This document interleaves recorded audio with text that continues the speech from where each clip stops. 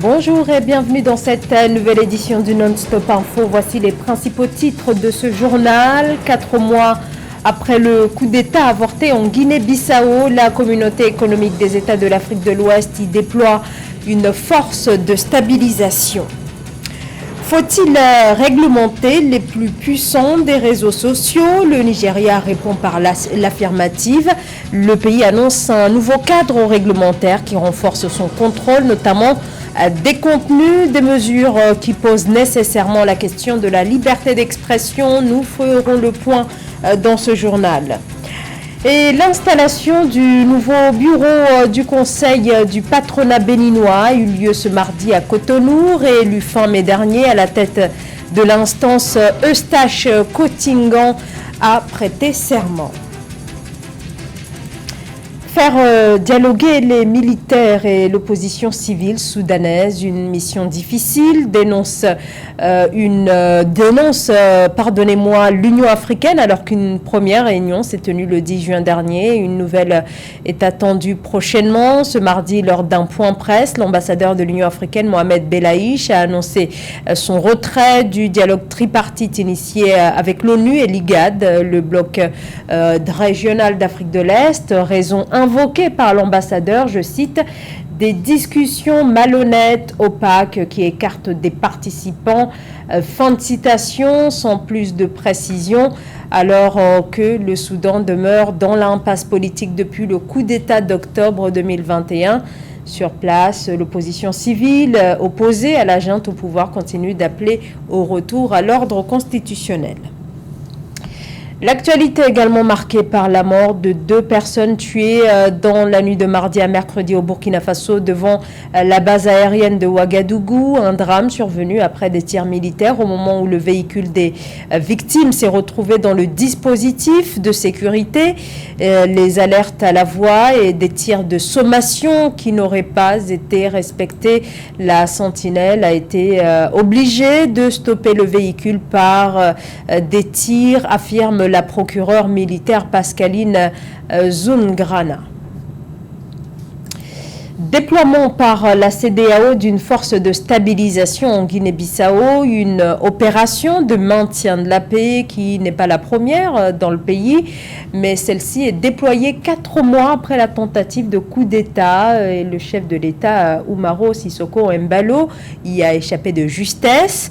Et après le trouble provoqué et la crainte d'une nouvelle déstabilisation, surtout dans un contexte régional marqué par les coups d'État à répétition ces dernières années, cette force est chargée de protéger les édifices publics et leurs dirigeants. Joël Ballot. Depuis le 20 juin 2022, le service sécuritaire de la Guinée-Bissau s'est renforcé avec le déploiement de la mission d'appui à la stabilisation. Cette force sécuritaire de la communauté économique des États de l'Afrique de l'Ouest, CEDEAO, se compose de quelques 631 hommes venus du Nigeria, du Sénégal, de la Côte d'Ivoire et du Ghana pour une durée estimée à 1 an renouvelable. La CEDEAO envoie cette mission dans un délai très court. Il faut rendre hommage aux chefs d'État et de gouvernement qui ont montré non seulement leur sympathie particulière pour le peuple guinéen, mais aussi leur détermination à faire régner la paix et la sécurité dans l'espace CEDEAO. L'urgence du déploiement de cette force militaire fait suite à la résurgence des coups d'État dans la sous-région, notamment celui de février 2022 en Guinée-Bissau. Cette mission militaire de la CEDEAO vient en appui aux forces locales dans la mise en place d'un processus de paix fiable et durable. La CEDEAO n'est pas sa première présence militaire dans ce pays. Donc on peut déjà comprendre que l'arrivée des troupes de la CEDEAO rentre dans le cadre d'un processus de stabilisation et de consolidation des acquis démocratiques en vue de protéger essentiellement le président Umaro Sissoko et l'ensemble des institutions bissau-guinéennes en tant que telles. La difficulté dans une telle force d'interposition pour un pays qui est fracturé par des inégalités sociales et des conflits communautaires, ça serait de pouvoir maintenant attirer l'unanimité et le consensus dans le cadre des opérations de maintien de la paix. Pour rappel, la CEDEAO n'en est pas à sa première opération de maintien de la paix en Guinée-Bissau. Elle avait déployé une force pour la stabilité et la sécurité après le coup d'État d'avril 2012. Cette force, chargée de protéger les chefs d'institutions et les édifices publics, avait permis de garantir la stabilité du pays pendant 8 ans. Au Kenya, la campagne en vue de l'élection présidentielle du 9 août bat son plein, un scrutin qui va principalement opposer l'actuel vice-président William Ruto à Raila Odinga, candidat à la magistrature suprême pour la 5e fois. Soutenu par le président Uhuru Kenyatta, l'ancien Premier ministre s'est entouré de poids lourds dans ce face-à-face annoncé qui va donc l'opposer au vice-président William Ruto. Eh bien, Raila Odinga a comme colistière Martha Karua, ancienne ministre de la Justice. Corinne Kamdem. L'élection présidentielle kenyane approche à grands pas. 4 candidats sont prêts à concourir pour le siège présidentiel lors du scrutin du 9 août prochain. Fait intéressant, 3 des 4 candidats ont choisi une colistière féminine. C'est le cas du candidat Raila Odinga qui a choisi Martha Karua en tant que colistière de la coalition Azimio One Kenya Alliance. Politicienne chevronnée et avocate de carrière, Madame Karua compte s'attaquer durement à la corruption en cas de victoire en août. L'une des choses que nous ferons immédiatement est de lancer la guerre contre la corruption, parce que la corruption étouffe la nation en termes de croissance économique. Dans tous les domaines, la corruption étouffe la nation. Nous devons libérer les ressources disponibles à la fois financières et autres pour répondre aux besoins de la population. Outre la lutte contre la corruption, la coalition Azimio s'est également engagée à soutenir la croissance industrielle, à offrir des plans améliorés pour l'éducation et la santé, gratuits pour tous, et à faciliter la gestion de la dette du Kenya. Dans un pays avec des problèmes de corruption profondément enracinés, une bonne partie de la dette finit par ne pas être utilisée aux fins prévues. Le remboursement devient donc un fardeau et devient trop onéreux pour nous. Notre intention est de renégocier les dettes afin que nous puissions être en mesure de faire face à nos obligations de remboursement et également répondre aux besoins de la population. Madame Karua, 64 ans, ancienne ministre de la Justice, surnommée la Dame de Fer, rejoindra un club select des meilleures femmes dirigeantes du continent, la première femme au Kenya à occuper le poste de vice-présidente si la coalition Azimio s'impose en août. Sa désignation en tant que colistière de Raila Odinga a cependant suscité des remous au sein de la coalition.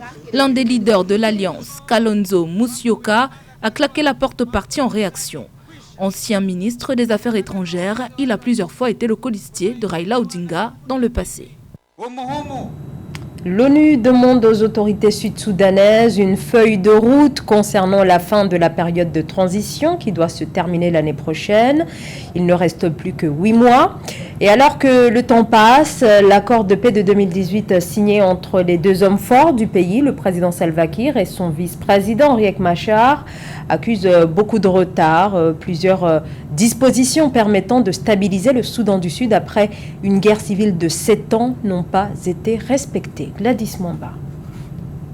Une feuille de route pour permettre au Soudan du Sud de sortir de la période de transition politique de 3 ans.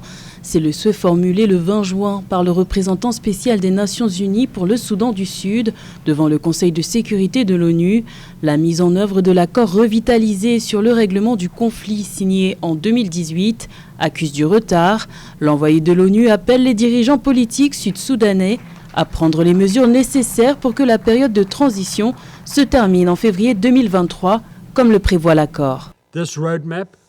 Cette feuille de route devrait servir à réengager les parties à l'accord de paix revitalisé et doit être accompagnée de repères et de délais clairs. Il devrait en particulier s'occuper de l'achèvement des tâches en suspens telles que la graduation et le déploiement des forces unifiées nécessaires, l'approbation de la législation clé en attente pour le processus d'élaboration de la Constitution et les élections nationales, ainsi que les réformes critiques des systèmes de sécurité, judiciaires et financiers. Les violences intercommunautaires inquiètent également l'envoyé de l'ONU.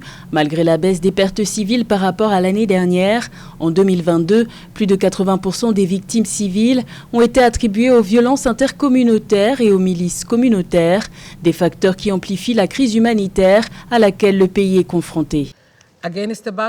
Les défis macroéconomiques, les facteurs de conflit et les chocs climatiques ont entraîné une situation humanitaire désastreuse.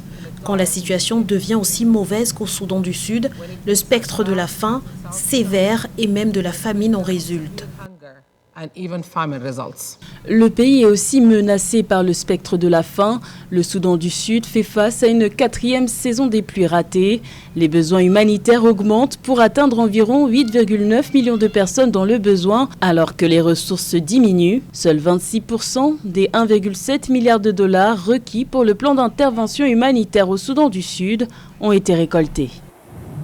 Le gouvernement nigérian annonce une nouvelle réglementation qui devrait encadrer au niveau national les réseaux sociaux, Facebook, Twitter et bien d'autres encore. L'État fédéral souhaite renforcer son contrôle.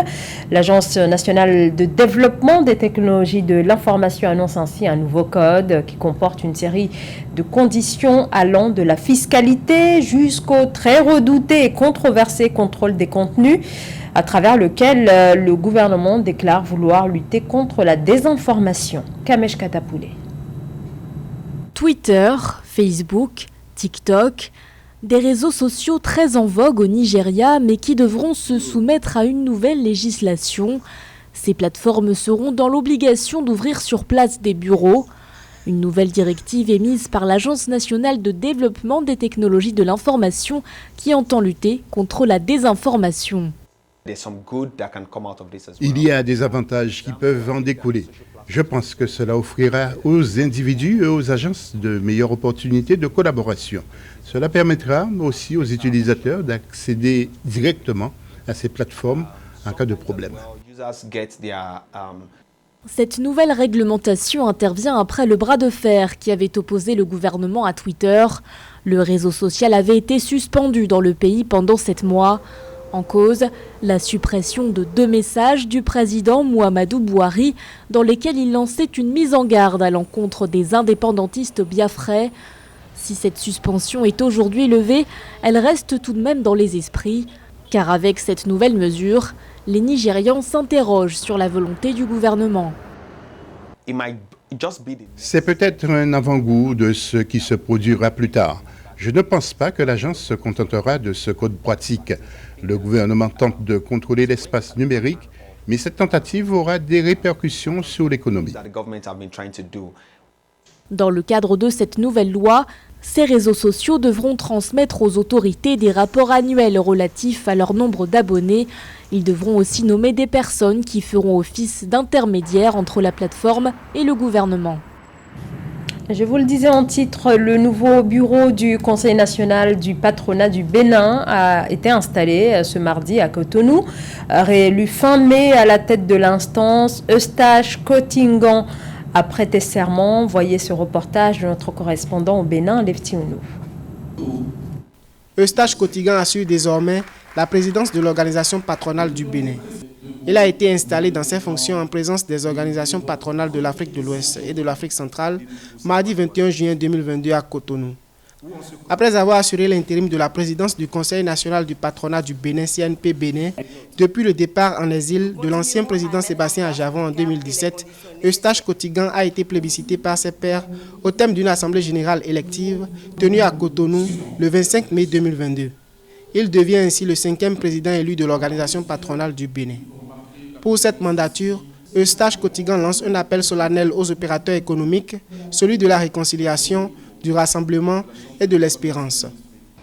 Mes chers confrères entrepreneurs, le temps est à l'action et au rassemblement en mutualisant les différents talents dont regorge notre organisation. Au cours des 5 années de mon mandat, soyez rassurés que je mettrai tout en œuvre pour répondre à vos attentes et à vos exigences. Le quinquennat du nouveau président du CNP Bénin s'inscrit autour de 4 principaux axes. Eustache Kotingan entend entre autres œuvrer pour un secteur privé organisé autour du développement durable, renforcer le rôle du secteur privé dans le développement économique et social, accorder à la jeunesse toute l'attention et l'espace qu'elle mérite dans le monde des affaires. Il a annoncé la mise en place d'un fonds d'investissement et d'aide aux entreprises jeunes. Nous sortons d'une crise sanitaire qui a beaucoup plus éprouvé les petites entreprises. Il faut que les grandes entreprises puissent tendre la main aux plus jeunes là, à travers des initiatives. À noter que le patronat béninois compte plus de 500 adhérents, plus de 200 000 employés et contribue à plus de 350 milliards de francs CFA aux recettes de l'État. Le président du patronat béninois Eustache Kotingan place ce quinquennat sous le signe de la renaissance et s'engage à mener le combat pour la compétitivité des entreprises et la garantie de leur prospérité. Ce journal a été préparé par l'ensemble de la rédaction. Merci de votre fidélité. Dans un instant, une nouvelle édition de l'actualité sur Africa 24.